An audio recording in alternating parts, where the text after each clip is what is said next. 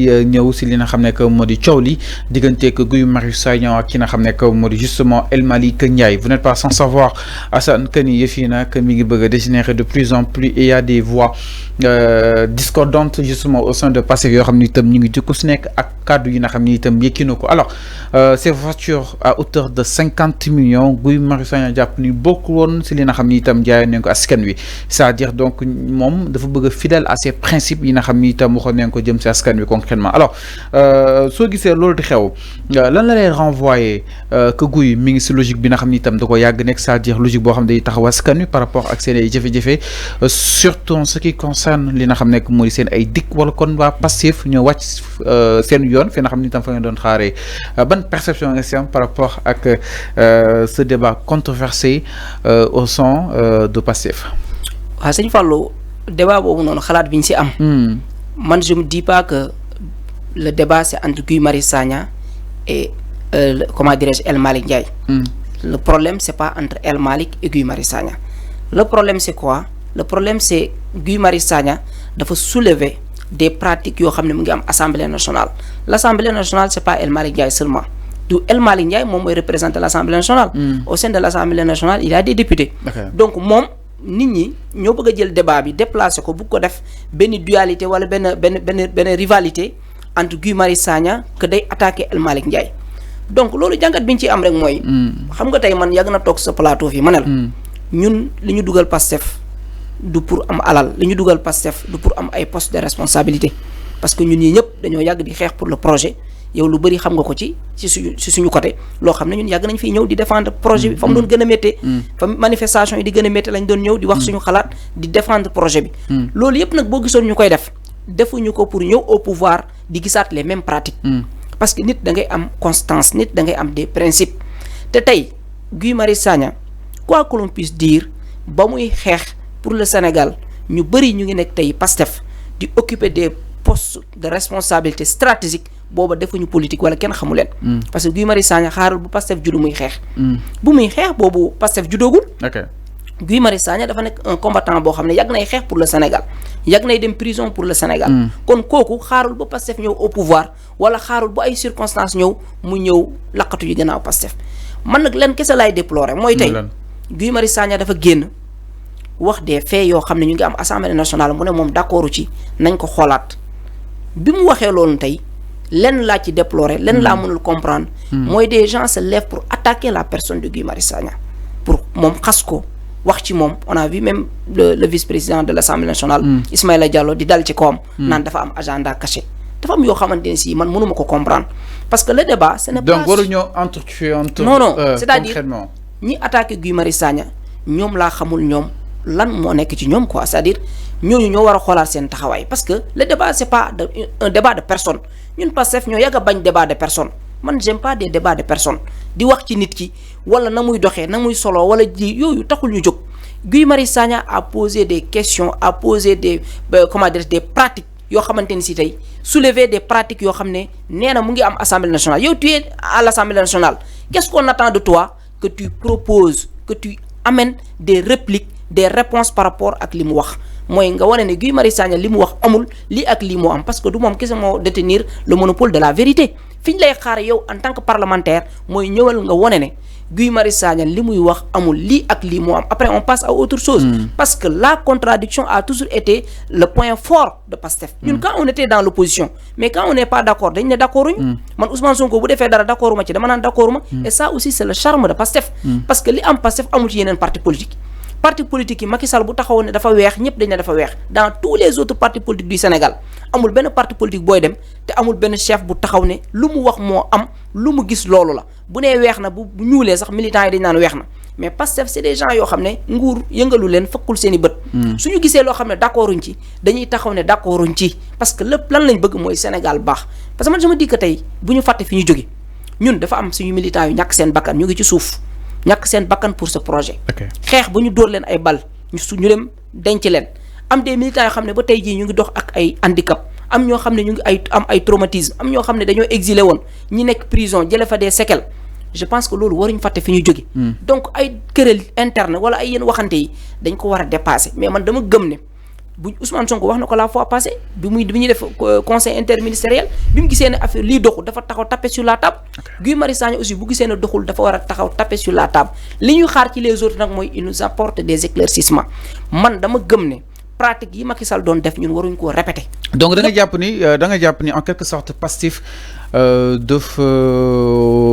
anti ay critiques concrètement. non Pastef est sur sa logique dafa am certains yoo xam ne dañoo bokk Pastef peut-être ñoom ñoo bëgg a allergie ak ay critiques. te tey dafa am loo xam ne man dama gis tey yenn pratique yoo xam ne du ma ko mës a cautionner du ma ko accepter. Guy Marius Sagna dafa poser des questions soulever un débat. soulever des pratiques yoo xam ne andu ci mais da ngay gis ñoo xam ne dañuy ñëw di publier ay photos El Malick Ndiaye je te soutiens je fais comme ça le problème c'est pas entre Guy Marius Sagna et kii nii tey te dafa am pratique yoo xam ne du Pastef moomu ko képp ku koy def aussi peut-être da nga koy def parce que dalaa neex wala da ngaa bëgg a changer sa jikko. Pastef toppuñu nit ñun toppuñu benn doomu aadama di ko xalamal toppuñu. non xam nga tey même Ousmane Sonko ñun toppuñu ko xam nga tax toppuñu ko. su dévié woon su changé woon suba ñu bàyyi ko Ousmane Sonko lan lañ ko toppee mooy jikkoom ak projet bi mu ñu jaay topp ci yoon bi su wàccoon yoon bi suba balaa bët di set ñun ñëpp ñu bàyyi ko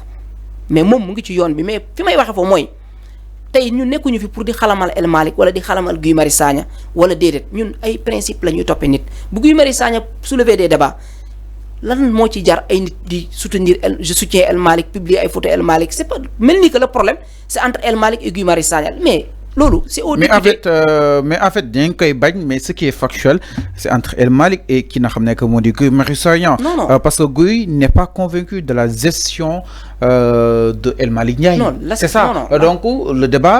c'est entre les deux. non le débat c'est pas entre les deux les décisions yu fay nekk El Malick moo koy décider. non wàllu oto beeg yooyu ñëpp El Malick moo koy décider nag. xam nga tey El Malick c'est pas wax naa la ko léegi l'Assemblée nationale c'est pas El Malick. El Malick kese bu toogoon assemblée nationale toog ci 16e suba ba ngoon moom kese ci biir assemblée bi dara du dox. l'Assemblée nationale dafa am ñu ko composé ay nit la lan moo waral assemblée nationale am bureau entre autres am ay groupes parlementaires donc ça montre que la personne de El Malick ne nous intéresse pas qu'est-ce qui nous intéresse mooy li Guy Marius Sagna soulevé am na wala amul su amul na gars yi génn ñu ne lii amul su fekkente ne am na nañ ko bàyyi parce que tey man dama gëm ne lépp lu fi Macky Sall doon def. dañ ne baaxul dañ ko war a bàyyi bien vrai que à l'Assemblée nationale y a des réformes c'est la place des critiques wala ñu mën a justifier les propos de El Malick effectivement xam nga tey les propos de Guy am na wala amul à la place de ces critiques effectivement xam nga man lan laa d'accord ci lépp mooy Guy Marius Sagna bu soulever des questions bien vrai que ci ñu la bokk xam nga Guy Marius Sagna ñun nii lañ ko yàgg a xamee te nee naa la ba muy xeex ñu bëri ñu nekk fii Pastef di ko xas boobu xeexuñu ba muy métti Ousmane Sonko fu ñu ko convoqué woon moom mooy njëkk a taxaw on se rappelle bi ñu koy sotti liquide bi fii moom kese moo taxaw daw ceinture Ousmane Sonko ñuy dóor ay lacrymogène mu ñëw taxaw pendant ce temps ñu bëri ñu koy xas fi ñu ngi tëju ci seen i kër wala seen i bureau donc man je me dis que tey dañ ko war a respecter le Guy Marius Sagna mérite le respect de tous les patriotes. donc il a été là mais cela aussi ne veut pas dire que moom dañ ko jox par exemple tey lu ko neex dana wax wala lu ko neex na def te kenn du ko wax ci dara su defee loo xam ne tamit nit ñi d'accord ñu dañuy taxaw ne Guy Marius Sagna li nga def d'accord ci mais bu soulever des faits yoo xam ne dafa wax ne dafa am assemblée nationale lan la ñu xaar ci les députés mooy lan la ñuy xaar ci les responsables de Pastef ce n'est pas que nit génn taxaw nañu man El Malick laa gëm El Malick laa wóolu El Malick nii publier ay photos El Malick non dañuy xaar des réponses par rapport ak li mu soulever am na wala amul su fekkee amul ñu ne ñu amul on passe à autre chose parce que les Sénégalais nous attendent sur d'autres choses. amuñ sax waruñ am sax jot nekk fii di werante suñu biir di kii c'est-à-dire que Pastef dafa am lu nekk son charme depuis le début. depuis bi ñu nekkee opposition da nga doon gis fii mbir am patriotes yi ñii ne d'accord nañ ñii ne d'accorduñ mooy le débat contradictoire muy débat boo xamante ni c'est la démocratie dans le parti loolu Ousmane Sonko taxaw na Walf mu ne bu ñu bëggee toog fii 50 ans dañu le Pastef doit être l'opposition de Pastef démocratique parce que tey dafa war a bu ñu gisee loo xam ne doxul ñu ne doxul su doxee ñu applaudir jàpp ci parce que ñu bëri ñu nekk fii tey ñoo xam ne dañuy nekk Pastef li mu am ci parti yu bëri amuñu ko. qui peut s'arrêter le débat concrètement nga jàpp ne. man je me dis que le débat c'est à nous de l'arrêter parce qu'on peut pas passer tout le temps di wax ci débat bi di dugg ci ay yéen parce que pendant ce temps tey boo xoolee le monde évolue. et le monde évolue tey boo xoolee tey nit ñi ñu ngi wax ci ay avancées technologiques nit ñi ñu ngi wax ci ay guerre mu ngi am. nga gis des pays di déployer des moyens extraordinaires yoo xam ne tu te poses la question est-ce que suñu réew am na ko. nit ñi ñu ngi xool naka la ñuy def ba jëm ci kanam naka la ñuy def ba am des avancées technologiques. donc débat loolu ça doit être quelque chose boo xam ne dañ ciy wax après on passe à autre chose. mais loolu man gëwuma sax ne dañu war a toog xaar tey mbir am Ousmane Sonko ñëw siffler la récréation wala keneen ñëw non ñun on est des gens yoo xam ne ñun ñoo war a nekk di protéger le projet. ñoo xeex ba projet bi taxaw ñoo war a xeex ñun suñu final suñu comment dire suñu ndam mu ngi ci la réalisation du projet su projet bi échoué ñun ñoo échoué su réussir ñun ñoo réussir ku am poste ak ku amul poste ñu ñëpp ñoo ci bokk yem mais lépp lu ñuy wax rek su mbir amee d'accord ñu suñ ci waxtaanee ba déggoo nañ jàll ci leneen parce que fi ñu toll nii tey ñun benn liggéey lañ war a am benn jëmmukaay lañ war a am mooy naka la ñuy def ba Sénégal baax ba fépp waaye nekk ci biir réew mi nga gis ne réew mi baax na ba agsi ci man. jafe-jafe Sénégalais yi wàññeeku. je pense que foofu la ñu ñëpp di xaare.